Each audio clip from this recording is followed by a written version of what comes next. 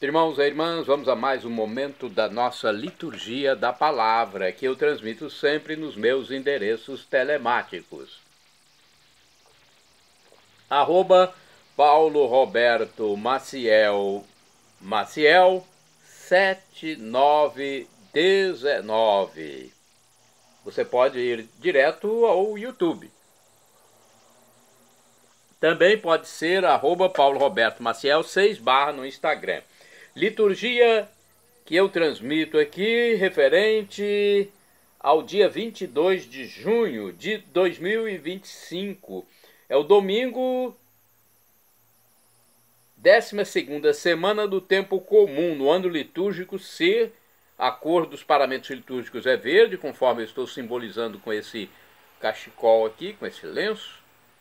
No rito temos a missa própria com o Glória, eu creio, prefácio do domingo. Portanto, é dia de preceito para o católico. 12ª semana do tempo comum. Vamos às leituras? Primeira leitura, leitura da profecia de Zacarias. Capítulo 12, versículos do 10º ao 11, capítulo 13, versículo 1. Assim diz o Senhor: derramarei sobre a casa de Davi e sobre os habitantes de Jerusalém um espírito de graça e de oração. Eles olharão para mim. Ao que eles feriram de morte, hão de chorá-lo, como se chora a perda de um filho único, e hão de sentir por ele a dor que se sente pela morte de um primogênito. Naquele dia haverá um grande pranto em Jerusalém, como foi o de Adadremon, no campo de Magedo. Naquele dia haverá uma fonte acessível à casa de Davi e aos habitantes de Jerusalém para ablução e purificação. Palavra do Senhor, graças a Deus. Agora é o Salmo responsorial, Salmo 62 na Bíblia Vulgata, ou 63 na Bíblia de Jerusalém, ou Bíblia hebraica. Versículos segundo ABCD, segundo E ao 4º, 5º ao 6º, 8º ao 9º, refrão. Versículo segundo CE: a minha alma tem sede de vós, como a terra sedente, ó meu Deus. Repetamos: a minha alma tem sede de vós, como a terra sedenta, meu Deus. Só vós, ó Senhor, o meu Deus. Desde a aurora ansioso vos busco.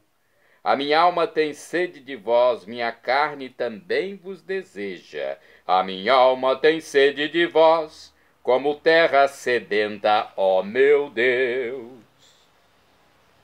Como terra sedenta e sem água, venho assim contemplar-vos no templo, para ver vossa glória e poder. Vosso amor vale mais do que a vida, e por isso meus lábios vos louvam. A minha alma tem sede de vós, como a terra sedenta, ó meu Deus. Quero, pois, vos louvar pela vida e elevar para vós minhas mãos. A minha alma será saciada, como em grande banquete de festa. Cantará alegria em meus lábios, ao cantar para vós meu louvor. A minha alma tem sede de vós, como a terra sedenta, ó meu Deus. Para mim fostes sempre um socorro, de vossas asas à sombra eu exulto, minha alma se agarra em vós. Com poder vossa mão me sustenta. A minha alma tem sede de vós, como a terra sedenta, ó meu Deus. Repitamos: a minha alma tem sede de vós, como a terra sedenta, ó meu Deus. Segunda leitura, leitura da Epístola de São Paulo aos Gálatas, capítulo 3, versículos do 26 ao 29. Irmãos, Vós todos sois filhos de Deus pela fé em Jesus Cristo. Vós todos que fostes batizados em Cristo, vos revestistes de Cristo.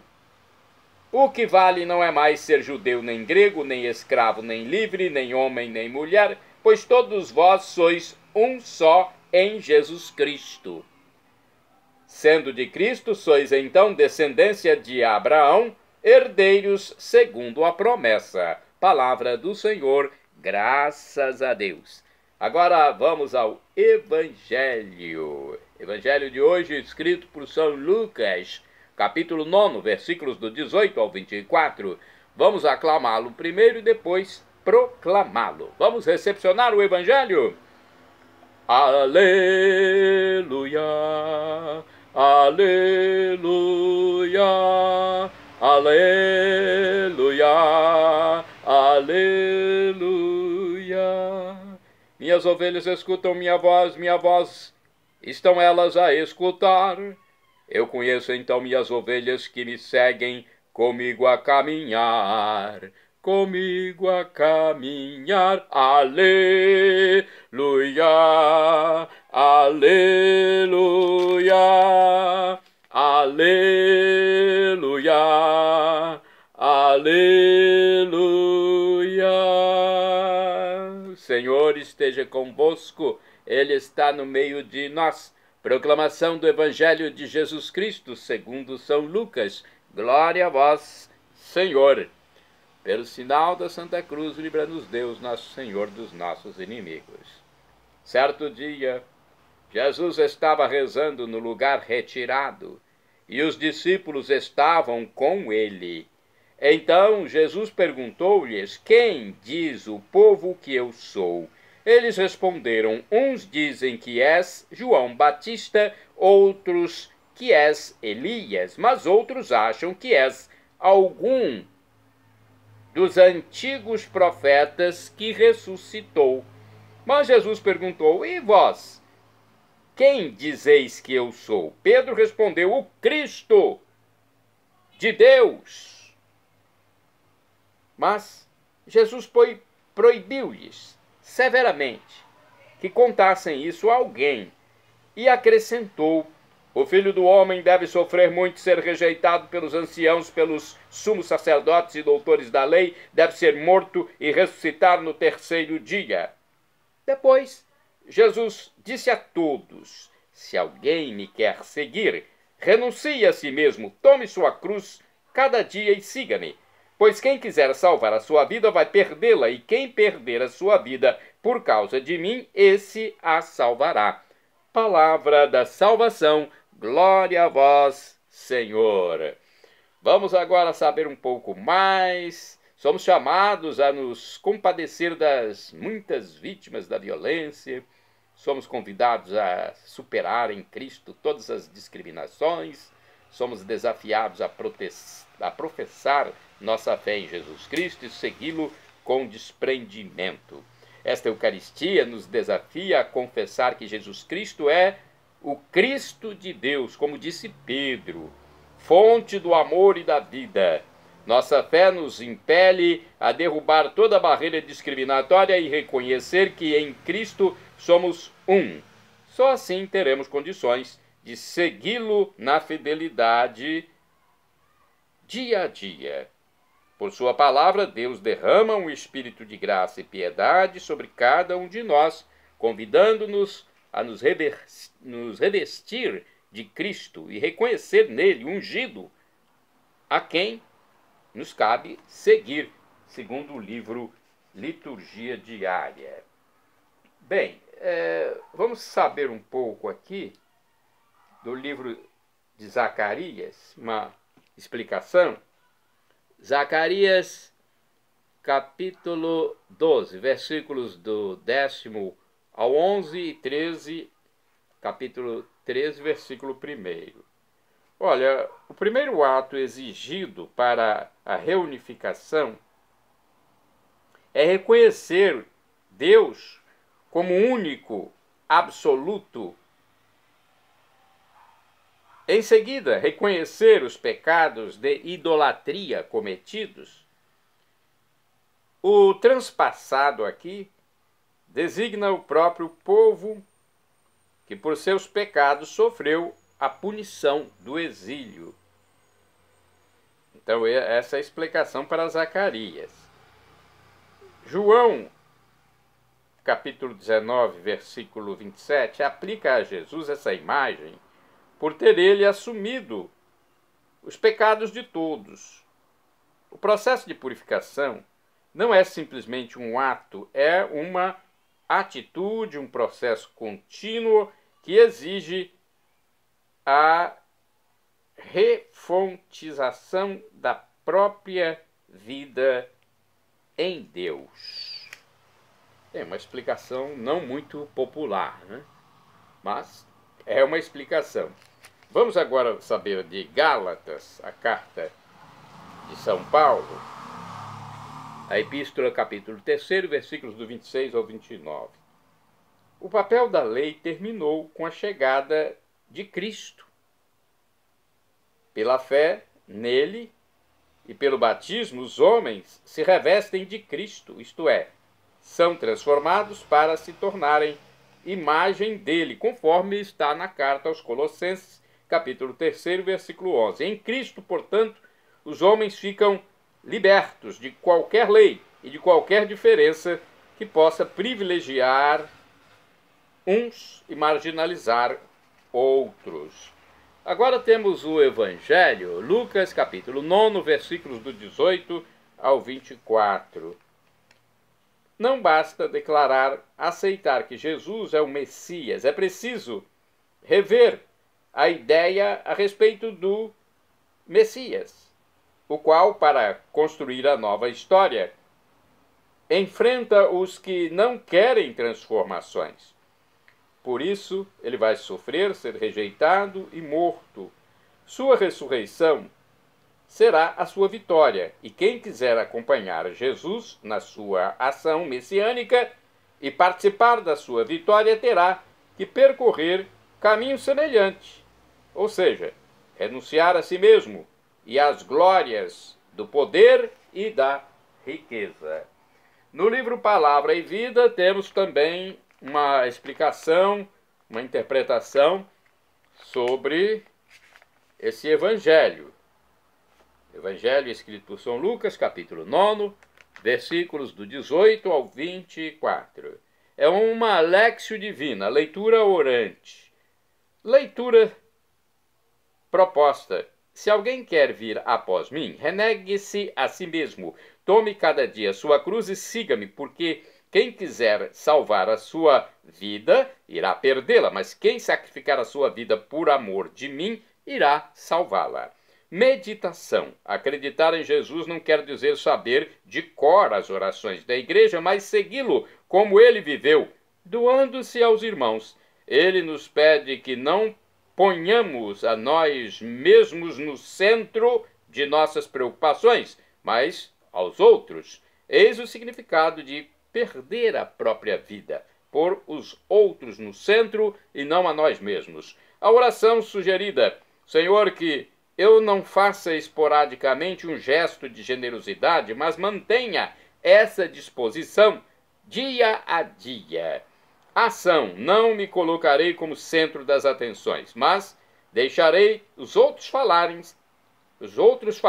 e os ouvirei com interesse. Olha, Léxio Divina, leitura orante. Temos também aqui no livro Dia a Dia com o Evangelho mais uma reflexão. Vamos saber como ela nos fala sobre Lucas, capítulo 9, versículos 18 a 24. Em lugar retirado, Jesus faz aos discípulos a pergunta fundamental: quem sou eu? E a faz em dois tempos, para que a resposta deles se destaque sobre as opiniões do povo. A pergunta é um desafio, não simples curiosidade. Ultrapassando o nível de resposta do povo, Pedro responde como cabeça dos discípulos: tu és o Messias de Deus.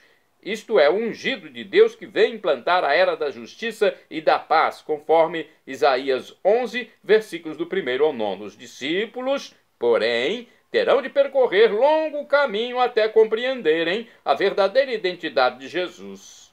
Jesus é o Messias, que vai realizar sua missão como servo sofredor. Os chefes do povo, os anciãos, chefes dos sacerdotes e doutores da lei, que lideram a sociedade injusta, vão matá-lo. Ele, porém, ressuscitará e, por meio de seus seguidores, dará continuidade ao seu projeto. No anuário Folhinha do Sagrado Coração, nós temos também uma reflexão sobre o Evangelho de Lucas, capítulo 9, versículos do 18 ao 24. É um texto da irmã Jailda Rocha Caetité. Estando Jesus em oração com os discípulos, ele quer saber o que dizem dele, mas também quem ele é para os próprios discípulos. Pedro respondeu: o Cristo de Deus, ou o Messias de Deus. E Jesus revela o caminho que ele deverá percorrer, sofrer muito, ser rejeitado, morto, e ao terceiro dia ressuscitará. Messias é também o servo sofredor, e aquele que deseja segui-lo deverá renunciar a si mesmo e tomar a sua cruz cada dia. Deverá dar o primeiro lugar a Jesus, colocá-lo no centro da sua vida, fazendo a sua vontade e não a vontade própria. Assim como Jesus perguntou aos discípulos, ele pergunta a cada um de nós, e devemos responder-lhe principalmente com a nossa própria vida, na renúncia de nós mesmos e na acolhida do sofrimento. Quem é Jesus para você? Para mim, ele é o meu Deus, o meu tudo, o meu Salvador. Vamos agora aos santos do dia. Dia 22 de junho é dia de São Flávio Clemente, mártir, faleceu no ano 96. Foi cônsul romano martirizado por recusar-se a adorar os deuses pagãos. Isto aconteceu durante a perseguição de Domiciano. Santo do dia 22 de junho, Santo Albano da Inglaterra, que foi mártir, faleceu mais ou menos no ano 287. Foi um soldado pagão convertido pelo exemplo e ensinamento de um sacerdote que alojara em sua casa. Morreu decapitado após sofrer atrozes torturas. Temos aqui agora mais um santo. Santo Eusébio de Samosata é cultuado no dia 22 de junho. Eusébio foi bispo e mártir, faleceu no ano 379. Foi morto ao ser golpeado na cabeça com uma telha lançada por uma mulher ariana. Naquele momento ele visitava os fiéis de Dülük, na Turquia. Santo do dia 22 de junho, São Nicetas, bispo, faleceu em 414, foi bispo de Remesiana, atual Sérvia. Evangelizou assiduamente os bárbaros e transformou esses rudes em ovelhas de Cristo conduzidas ao redil da paz. Santo do dia 22 de junho é São Paulino de Nola, bispo, falecido em 431.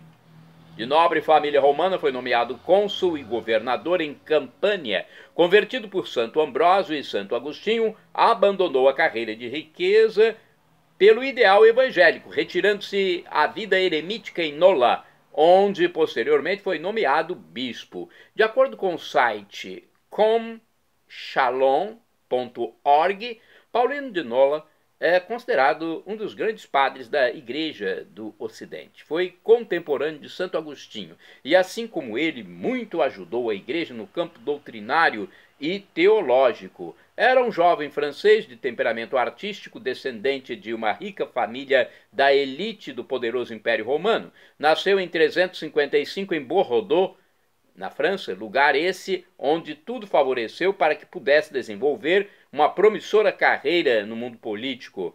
A partir disso, Paulino recebeu o batismo aos 25 anos. Um ano antes, havia se casado com uma jovem chamada Terásia. era admirado e respeitado por sua sabedoria e fidelidade a Deus. Um fato importante foi que, após a morte prematura do único filho, chamado Celso, ele e sua esposa tomaram uma decisão curiosa. De comum acordo, resolveram dedicar-se inteiramente a Deus, por meio de uma vida de ascese e penitência, abstendo-se, inclusive, do lícito e legítimo ato conjugal. Olha só, dedicação total a Deus, até celibatariamente, hein? Tinham como inspiração os modelos de vida dos monges do deserto, muito em moda no Oriente da época. Desvencilharam-se das grandes riquezas que possuíam, distribuindo-as em vários lugares aos pobres. Paulino pediu ao bispo de Barcelona que o ordenasse presbítero para dar apoio espiritual a esses pequenos. Ele realmente foi ordenado e mudou-se para a Campânia, a fim de construir um santuário em honra a São Félix, dando início a uma comunidade religiosa. Paulino foi um grande poeta, escritor e pregador.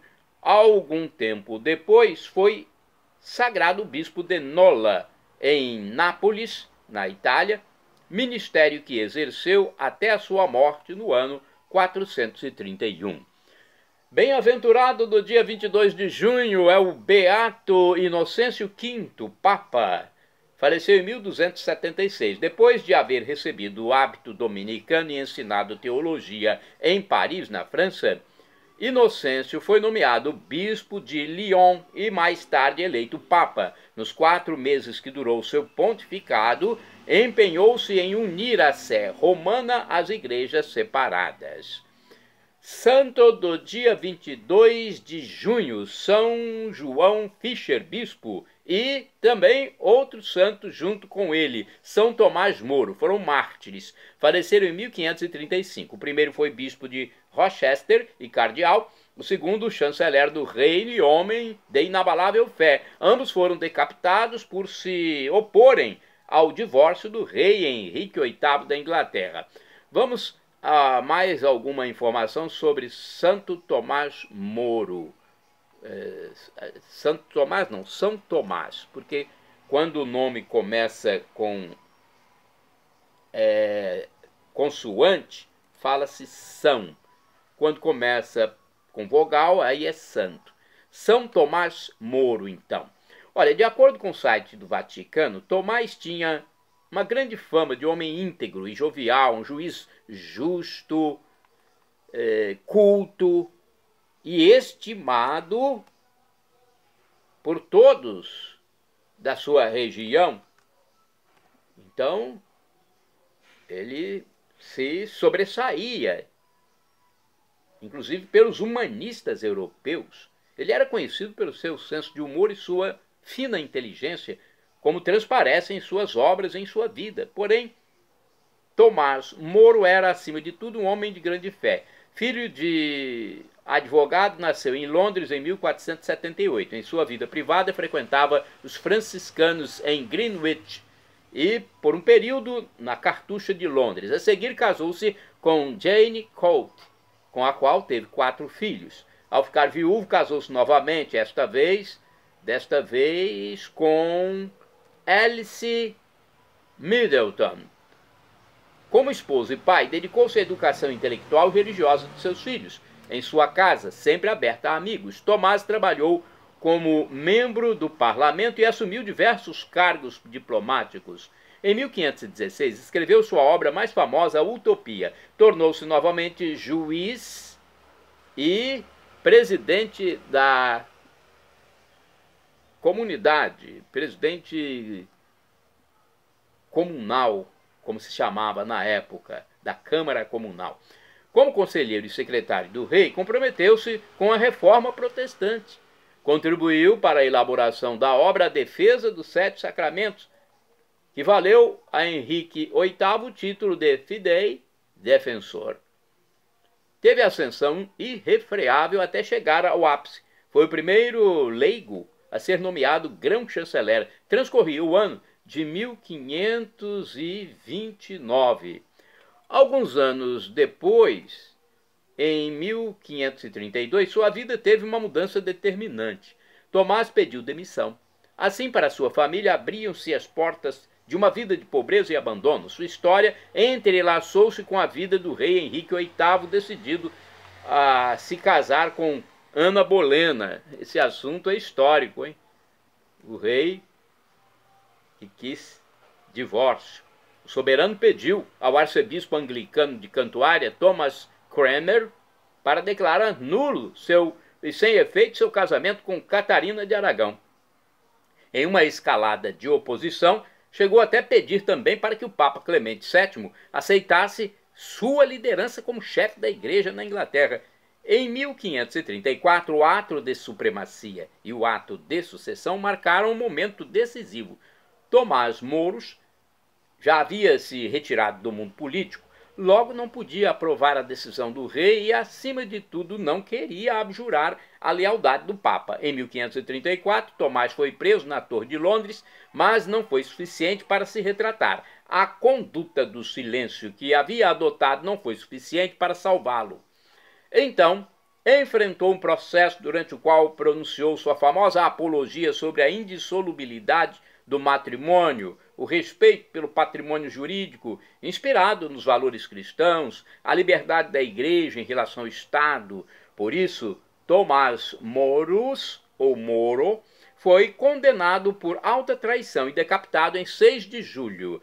Após alguns dias, João Fisher, de quem era um grande amigo, também foi condenado pelas mesmas ideias. Desta forma, esses dois santos são recordados juntos. Então, tem Tomás Moro e João Fisher.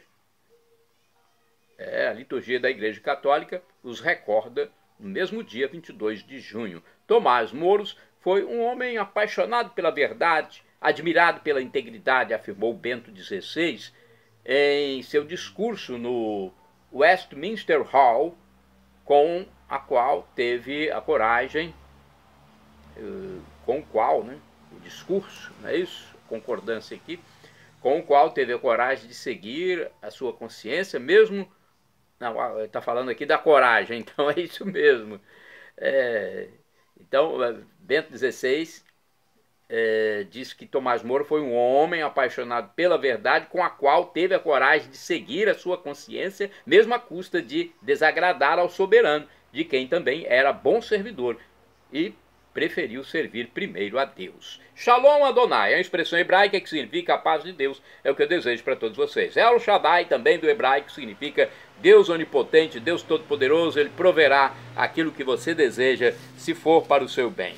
O professor e escritor de mais de 100 livros da Igreja Católica, Felipe Rinaldo Queiroz de Aquino, em seu canal no YouTube, diz que Deus pode nos dar uma dessas 3 respostas quando suplicamos algo: sim, não ou espere. Qualquer das 3 devemos acatar. Afinal de contas, estamos lidando com o Criador do Universo, com o nosso Pai Celestial, que é Deus em 3 pessoas, o único Deus em 3 pessoas. Então, se Deus der um não como resposta, temos que acatar. Eu mesmo já recebi muitos nãos de Deus. Na hora a gente não compreende, mas depois a gente vê que foi a melhor resposta. E agora eu clamo Maranatá, como dizemos nós católicos, ou Maranata, como dizem nossos irmãos das comunidades evangélicas ou protestantes. Não importa a pronúncia, o significado é o mesmo. Vinde, Senhor Jesus, um dia Ele voltará e será o juízo final. Para termos a vida perpétua, a vida em Deus, por todos os séculos dos séculos, definitivamente, temos que ser batizados, nos arrepender dos pecados e acreditar em Jesus como Deus nesse mistério da Santíssima Trindade, o Pai Criador, o Filho Redentor e o Espírito Santo Santificador. Shalom Adonai, é a paz de Cristo Jesus para todos. Acesse @PauloRobertoMaciel 6/ ou então digite Paulo Roberto Maciel e chega lá.